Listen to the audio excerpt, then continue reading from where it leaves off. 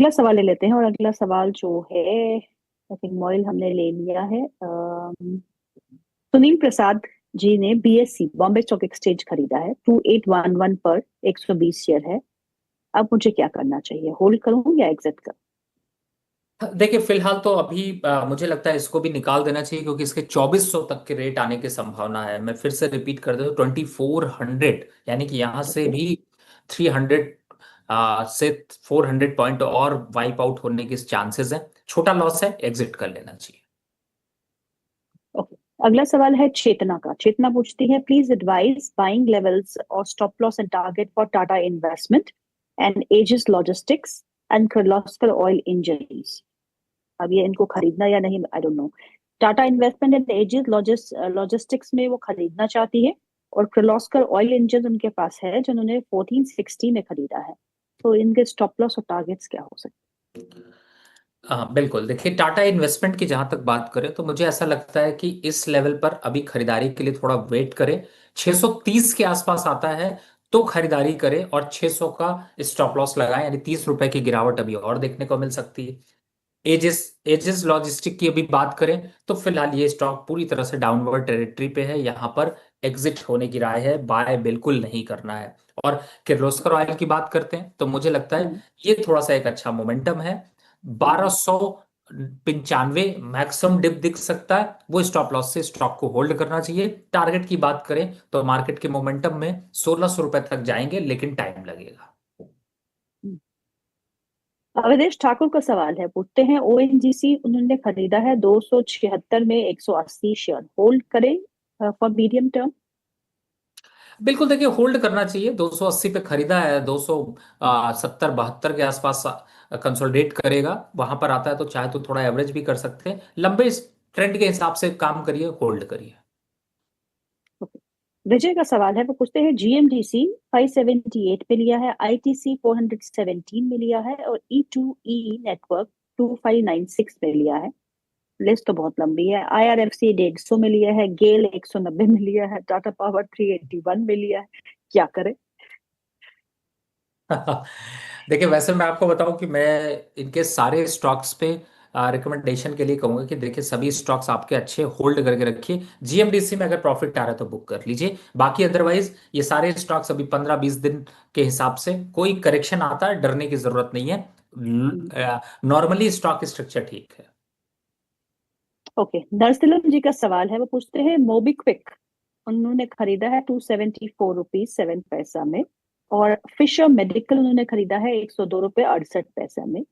Holding कब recover हो सकते हैं दोनों स्टॉक? आज मोबिक्विक खुला तो ऊपर था, बिकॉज उसमें खबर थी कि उसको एक्सचेंज से मंजूरी मिली है ब्रोकिंग कारोबार के लिए, तो उसके चलते हुए एक मोमेंटम तो था। लेकिन आप क्या सलाह देंगे, एक मोबिक्विक एंड फिशर मेडिकल, दो स्टॉक्स? देखिए मोबीक्विक को किसी भी उछाल पे एग्जिट कर देना चाहिए। लाइसेंस मिलने से कुछ भी नहीं होता, पॉलिसीज बहुत क्लियर होनी चाहिए, रास्ता आसान नहीं है। तो वो थोड़ा मोमेंटम आपको दिखाई दे रहा है, लेकिन शेयर में वो जान नहीं है, क्योंकि वो ऑलरेडी एक बिजनेस कर रहे हैं, उस पर सेटिस्फाई नहीं है, दूसरे पे जा रहे हैं, फिर तीसरे पे जाएंगे, फिर चौथे पे करेंगे। मुझे इस तरह की कंपनियां पसंद नहीं आती हैं। तो मुझे ऐसा हम्म। लगता है एडिशन और एड ऑन एक डिफरेंट चीज होती है, लेकिन एक प्रोविजन वो दूसरा होता है। मुझे ऐसा लगता है अभी फिलहाल स्टॉक पूरी तरह से डाउनवर्ड टेरिटरी पे है, थोड़ा बहुत यहाँ पर उछल कूद दिख सकती है, लेकिन अल्टीमेटली टारगेट 170 रुपए का है। टेक एग्जिट एट मोवी कोई। दूसरे स्टॉक की अगर बात करें तो थोड़ा सा साइडवेज सा जोन है, wait and watch. Hmm. Cause बहुत ज्यादा यहाँ पर मोमेंटम नहीं है। 40 रुपए के स्टॉक है, गिर के भी क्या आएगा, 35 से नीचे नहीं जाएगा, अपसाइड भी क्या जाएगा, 47 तक जा सकता है। तो अपनी कंफर्टेबिलिटी के हिसाब से एग्जिट कर सकता है। हम्म।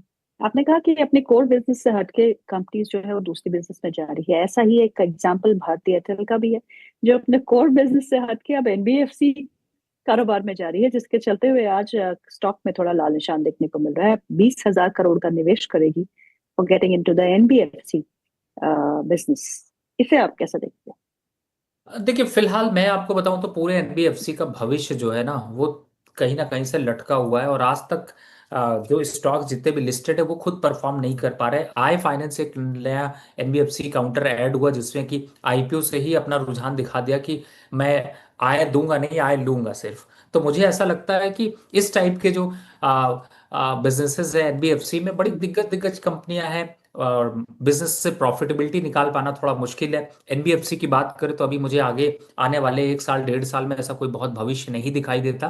तो शायद जो बिजनेस देख रहे हैं उन्होंने भी शायद यही फाइंड आउट किया होगा। तो कोई ना कोई कदम तो ऐसा उठाना ही पड़ता है जब आप एक अच्छे बुक पे बैठे होते हैं, जिसमें थोड़ा लॉस भी होना चाहिए, थोड़ा सीखने को मिलना चाहिए, करते रहना हम्म। चाहिए। अगला सवाल कुणाल का है, पूछते हैं टूरिज्म फाइनेंस कॉर्पोरेशन 200 शेयर है उनके पास, 79 रुपीज में लिए है। और दूसरा जीपीटी इंफ्रा 100 शेयर्स है, 127 के भाव पे लिए है। दोनों ही स्टॉक्स पे आपकी राय? बिना कुछ सोचे समझे एग्जिट कर लीजिए। दोनों ही स्टॉक जो है वो नेगेटिव टेरिटरी में ट्रेड हो रहे हैं और इनमें कोई खास ऐसा भविष्य भी नहीं दिखाई दे रहा कि बहुत तेजी से आपको बढ़ते हुए नजर आए। तो थैंक यू वेरी मच कर लीजिए। ओके। नरसलम जी पूछते हैं, axis bank, ICICI, SBI, Kotak, कौन सा बैंक ठीक होगा 1 से 2 मंथ के लिए? एसबीआई और एक्सिस और एचडीएफसी, ये तीनों स्टॉक अच्छे हैं। लिस्ट करना है तो पहला एस एचडीएफसी है, दूसरा एक्सिस है, तीसरा एसबीआई। ओके। शाहरुख मलिक का सवाल है, तो मैं समझी शाहरुख खान भी हमको सवाल भेज रहे हैं। तो शाहरुख मलिक जी का सवाल है, वो पूछते हैं, केन्स टेक्नोलॉजी पे मैंने 213 शेयर लिए हैं, 3922 के लेवल पे लॉस हो रहा है, अब मुझे क्या करना चाहिए? सर, जब सवाल यही है कि आपने जब लिया था तो पहले आपको थोड़ा पूछना चाहिए था कि क्यों लिया है। हम्म। लेकिन हम्म। फिलहाल टेक्नोलॉजी और टेक जिसके साथ पहले होता था ना, जब 2008 में आईटी लगा होता था तो उसको कहते थे हाँ। बाय कर लो। अब जिसके साथ आईटी लगा है उसको कहते हैं सेल कर दो। तो बेटर है करेक्ट। एग्जिट कर लीजिए। फिलहाल अभी मोमेंटम में डाउन है और गिरावट हो सकती है, 3200 तक के लेवल आ सकते हैं। बस इंतजार करें। चिराग का सवाल है, बोलते हैं NLC, NLC India, short term view क्या है आपका? मैम, ये एक ऐसा स्टॉक है जो जब मूड बनता है तो ऐसा लगता है कि बस अब भाग ही जाएगा, और भाग के कहीं जाता नहीं है, वहीं वापस लौट के आ जाता है। तो हम्म। शॉर्ट टर्म मूव है कि थैंक यू वेरी मच। अभी आप 262 पे देख रहे हैं, हम वर्स्ट केस में 250 देखेंगे और बेस्ट केस में 275 देखेंगे। तो रेंज यही है। ओके। अगला सवाल जो है, नाम नहीं लिखा है, वाइज डी के नाम से हैंडल है, पूछते हैं GE shipping it's up by 30%, sell करूं या hold? H D F C AMC 24% अप, सेल और hold? Ugro capital in loss, which ones can be the part of my core stock portfolio? Ah, बड़ा डिफिकल्ट सवाल है, लेकिन फिलहाल जी शिपिंग को कहूंगा अभी आप इसको होल्ड करके रखिए। और ओवरऑल अगर स्ट्रक्चर देखें तो थोड़ा सा गिरावट हो सकती है, लेकिन अगर आप लॉन्ग टर्म इन्वेस्टमेंट के हिसाब से हैं तो बिल्कुल होल्ड करिए। कोई घबराने की जरूरत नहीं, स्टॉक पे करेक्शन के बाद वापस से अप संकेत बनेंगे। दूसरा, यूग्रो कैपिटल की बात करें, देखिए वहां पर 110 रुपए का एक स्टॉप लॉस डाल लीजिए। अगर उसके नीचे जाता है तो कोई दूसरा स्टॉक यहां पर लेंगे। अभी हम लोग एनबीएफसी की बात कर रहे थे, आपके सामने ही एक स्टॉक है जिसमें कि पर स्टॉक में अच्छी प्रॉफिट बुकिंग देखने को मिल रही, तो 110 के स्टॉप लॉस से होल्ड रखिए। और H D F C AMC? HDFC AMC फिलहाल अभी थोड़ा सा प्रॉफिट बुकिंग आ सकती है, लेकिन लॉन्ग टर्म के हिसाब से यहाँ पर होल्ड करना चाहिए। अगर आप चूज करना चाहते हैं तो इसकी जगह पे एचडीएफसी बैंक को चूज कर लें। तो एचडीएफसी से प्यार भी जुड़ा रहेगा और एसेट से बढ़ करके आप बैंकिंग की तरफ चले जाएंगे। फिलहाल एसेट मैनेजमेंट से, चाहे एचडीएफसी है या फिर अदर है, उनमें थोड़ा प्रॉफिट बुकिंग आ सकती है। 15 से 20% तक के स्टॉक में करेक्शन आने वाले समय में देखने को मिलेगी। ओके। अमित कुमार का अगला सवाल है, वो पूछते हैं, इलेक्ट्रॉनिक मार्ट और एडीएफ फूड्स है उनके पास दोनों ही शेयर, इन दोनों ही शेयर में आप क्या सलाह देंगे सर? सर, अगर आप रेट लिखते तो बहुत अच्छा होता, लेकिन मैं फिलहाल करंट मार्केट सिनेरियो को देखते हुए यहाँ पर एग्जिट की राय दूंगा। बेटर होगा आप एग्जिट कर लें दोनों में। जी। अगला सवाल जो है वो सोनम का है, वो पूछती है, विशाल मेगामार्ट में आज तेजी है करीबन 4% की, मुझे क्या करना चाहिए? मेरी खरीद का प्राइस है 100 रुपीज। देखिए, तेजी जरूर है, थोड़ी सी तेजी और बढ़ सकती है, लेकिन 24% के रिटर्न मिल रहे हैं। अगर आपको 100 रुपए की बाइंग है, बुक कर लीजिए। दोबारा 115 के आसपास आएगा, खरीद लीजिएगा। अभी फिलहाल 128 और 130 तक जाता हुआ नजर आ सकता है। अगला सवाल ले लेते हैं। अगला सवाल जो है वो है अनंत राज पे। अनंत राज, डिप में लॉन्ग टाइम होल्ड करना ठीक होगा? देखिए अनंतराज वैसे उनका जो बिजनेस है उसको देखे तो ये 480 के नीचे स्टॉक सस्टेन नहीं करेगा। मुझे लगता है कि यहाँ पर इसे स्टॉक को बिल्कुल एकोमुलेट करना चाहिए और लॉन्ग टर्म का टारगेट लेकर चलिए। एटलीस्ट कम से कम 3 साल, 1 साल से 3 साल के बीच का, वो ज्यादा अच्छा है। ओके, अगला सवाल जो है वो अभय का है। वो पूछते हैं एचडीएफसी सिल्वर में इन्वेस्ट करना चाहिए अभी या नहीं? Just wait for ETF. Some more time, because इस समय 251 चल रहा है। जब भी ये 230 के 235 से नीचे मिलना शुरू होता है तो आप ऐड ऑन करिए और कोशिश करिए दो अगर आ जाए, यानी 200 का अगर आ जाए लेवल, तो आप पूरी तरह से फंड को इंक्रीज करिए। टिल द टाइम आप छोटा छोटा करते रहिए, एसआईपी टाइप से अगर कर रहे हैं तो बहुत अच्छा।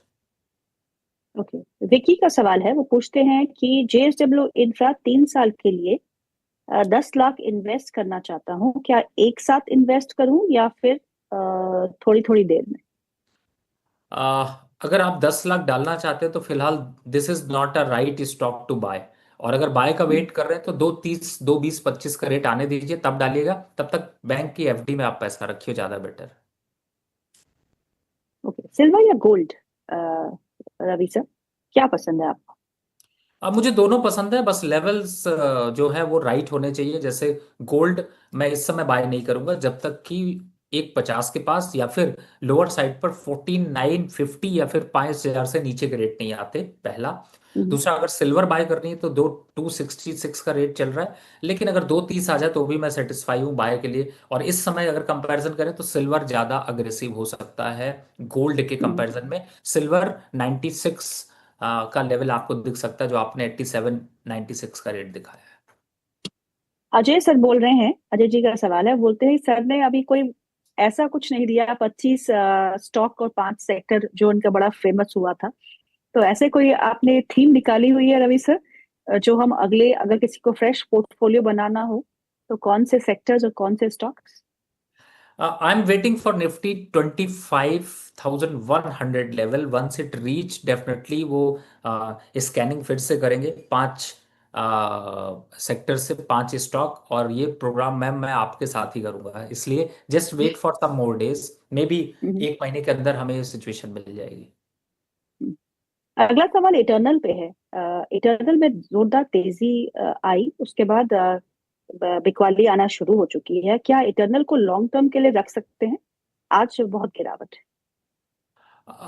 मैम इसको मैं भिजवाते भिजवाते थक गया, लेकिन लोग बेचना नहीं चाहते। कहता हूँ ऑर्डर करिए, मेरे लिए भी कुछ ऑर्डर कर दीजिए, कुछ मंगाइए, अच्छा खिलाइए। और साथ हम्म, में स्विगी को बोनस में बेच दीजिए, ज़्यादा बेटर है। दोनों स्टॉक में फिलहाल मोमेंटम डाउन है। दोनों स्टॉक अगर आपके पोर्टफोलियो में, take exit from current level. हम्म।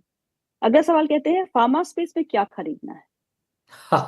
बहुत सी चीजें हैं सर फार्मा स्पेस पे। सबसे पहला स्टॉक है ग्रैनुअल, जिससे आप खरीदारी कर सकते हैं। दूसरा, फार्मा स्पेस में एक चीज और मैं आपको बताऊं कि इस समय फार्मा स्पेस से आपको बहुत ज्यादा गिरावट नहीं दिखाई देगी, क्योंकि मार्केट गिर रही है तो थोड़ा डिफेंसिव काउंटर हो जाते हैं, जिसमें कि हम्म, आपको थोड़ा सा बाइंग मोमेंटम दिखेगा। एग्जांपल के लिए हम्म, नैटको फार्मा एक बार अगर आप देखेंगे तो आज आपको लगेगा कि इससे बढ़िया कोई स्टॉक नहीं, गिरते मार्केट में भी एकदम चमकता हुआ सा चल रहा है। लेकिन हम्म, आप इस छलावे में मत फंसिए। बेटर है कि आप थोड़े से फंडामेंटली स्ट्रांग को पकड़ के चलिए, जैसे कि टोरेंट हम्म, फार्मा यहाँ पर काफी अच्छा दिखाई देता है, उसको पकड़ के चल सकते हैं। दूसरा, ओके। सन फार्मा अच्छा लगता है, वो देख सकते हैं। ग्रेनुअल्स यहाँ हम्म, पर ज्यादा अच्छा लग रहा है, वो देख सकते हैं। मॉर्फिन लैब भी अच्छा लग रहा है 52 के लिए, वो देख सकते हैं। तो इस टाइप के स्टॉक हम्म, पकड़े, अच्छा है। बिल्कुल। और डिफेंसिव जो है आज प्ले आउट होते हुए, टोरेंट फार्मा, जेबी केमिकल, औरो फार्मा, सन फार्मा सब हरे दिशा में कामकाज करते हुए, मॉरिपन लैब्स